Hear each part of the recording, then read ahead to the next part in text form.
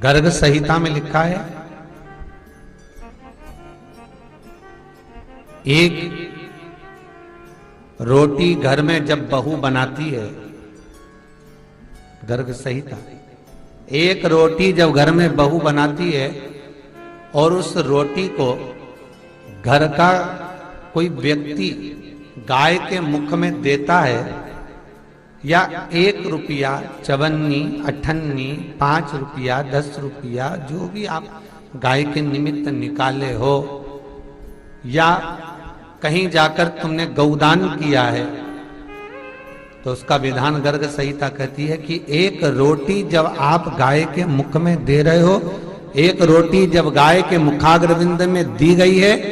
तो उस रोटी के, जैसे हमारी 4 अवस्था होती है, बचपन, जवानी, अधेड़ी और बुढ़ापा, उस रोटी के 4 हिस्से कर लीजिए। पहला हिस्सा तुम्हारे खाते में गया, दूसरा हिस्सा तुम्हारे माता पिता के खाते में चला गया, तीसरा हिस्सा तुम्हारे दादा के खाते में गया, और चौथा हिस्सा तुम्हारी माता जिस घर में पल पोस कर बड़ी हुई थी, तुम्हारी दादी जिस घर में पाल पोस कर बड़ी हुई थी, उस ननिहाल पक्ष में वो हिस्से का भाग चला जाता है। बहुत ध्यान दीजिएगा, गर्ग संहिता।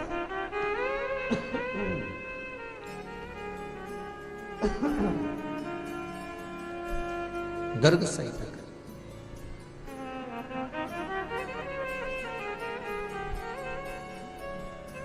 अब एक भाग के 4 हिस्से हो गए, एक तुम्हारे हिस्से में आ गया, एक तुम्हारे माता पिता के हिस्से में आ गया।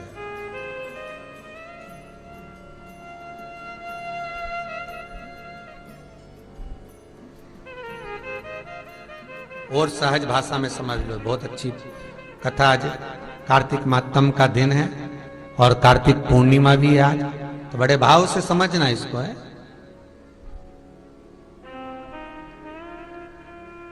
धेनु मानस कहती है, गीता प्रेस गौ अंक कहता है, बार बार बंद चालू हो रहा है, गीता प्रेस गोरखपुर का गौ अंक कह रहा है।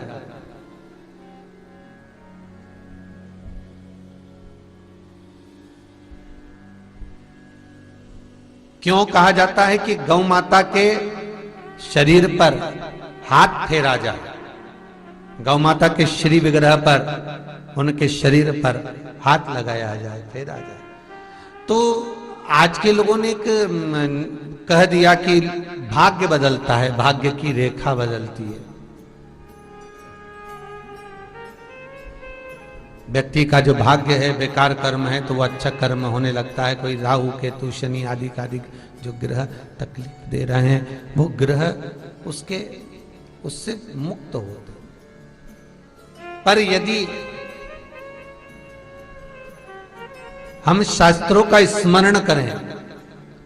यदि हम शास्त्रों का स्मरण करते हैं, तो हम ज्ञात करेंगे, उसमें पाएंगे कि गौ माता के शरीर पर जब हाथ फेरा जाता है, गौ माता के शरीर को जब मला जाता है, चाहे आप एक ब्रश से गौ माता को सहला रहे हो, हाथ से सहला रहे हो, उसकी हाथ लगाने पर जो रोमावली गिरती है, हाथ लगाने पर जो रोमावली गिर रही होती है, हाथ लगाने पर, उसको सहलाने पर जब उसको आनंद की अनुभूति होती है, जो सुख मिलता है। किसी गाय को अगर गले पर हाथ लगाएंगे तो और गले को ऊंचा करेगी,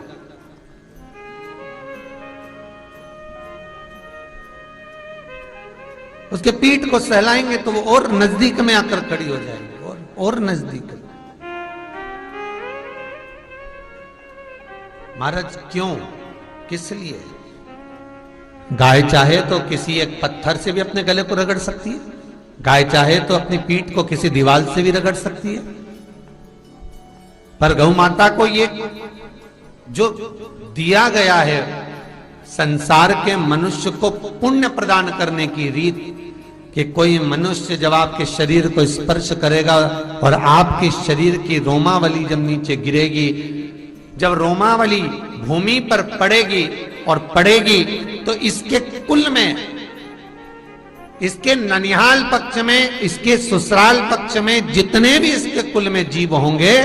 जो अधोगति आदिक में मरे होंगे, समाप्त हुए होंगे, उन जीवों का कल्याण, नरक से मुक्ति केवल ये रोमावली के कण ही प्रदान कर देंगे। मात्र सहलाने पर गौ माता के शरीर का स्पर्श, इतना सुख का भान हो जाता है।